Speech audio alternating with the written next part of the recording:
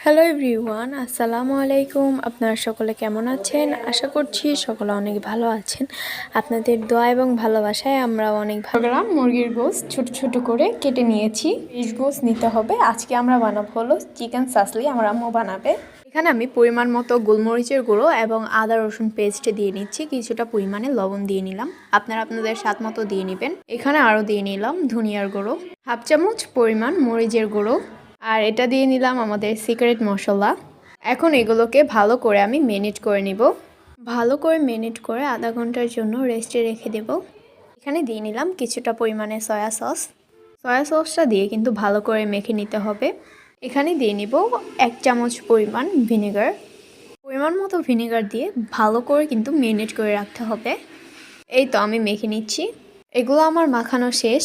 এখন আমরা আধা ঘন্টার মতো আমরা রেস্টে এগুলাকে রেখে দেব।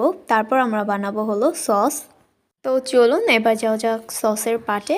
এখানে আমি কিছুটা পরিমাণে তেল নিয়ে নিলাম, সয়াবিন তেল। এরপর নিয়ে নিব আমি 1 চামচ পরিমাণে চিনি, আর নিয়ে নেব টমেটোর সস। এই সসগুলোকে এখন আমি একটি চামচের দ্বারা সুন্দর করে মেখে নিব। এই তো আমার মাখানো চলছে। অতক্ষণ পর্যন্ত আমাদের নাড়তে হবে যতক্ষণ পর্যন্ত আমাদের চিনির দানা দানা ভাবটা না থাকে। এখন আমি চিকেন সাসলির জন্য 4টা কাঠি নিয়েছি। কাঠিগুলোকে আমি গরম পানির মধ্যে কিছুক্ষণ ভিজিয়ে রাখবো।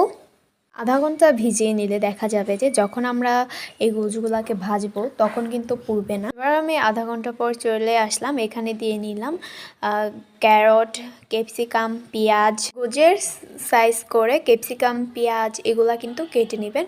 আর আমার ক্যাপসিকাম আস্ত ছিল না বলে আমি কুচি কুচি করা ছিল আমার ডিপ ফ্রিজে, ওগুলাই দিয়ে নিয়ে এখন ভালো করে এগুলাকে ম্যারিনেট করে আমরা ভাজার জন্য নিয়ে যাব।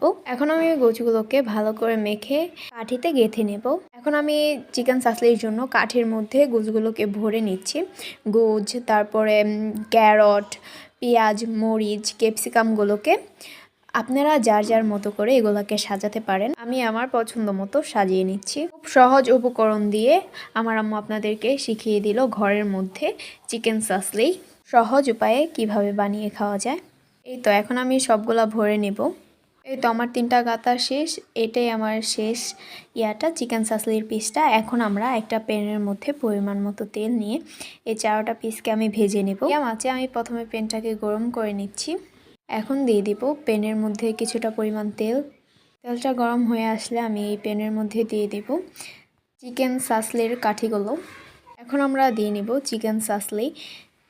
এক সাইড করে ভাজবো আর ব্রাশ দিয়ে সসগুলোকে ব্রাশ করে নেব।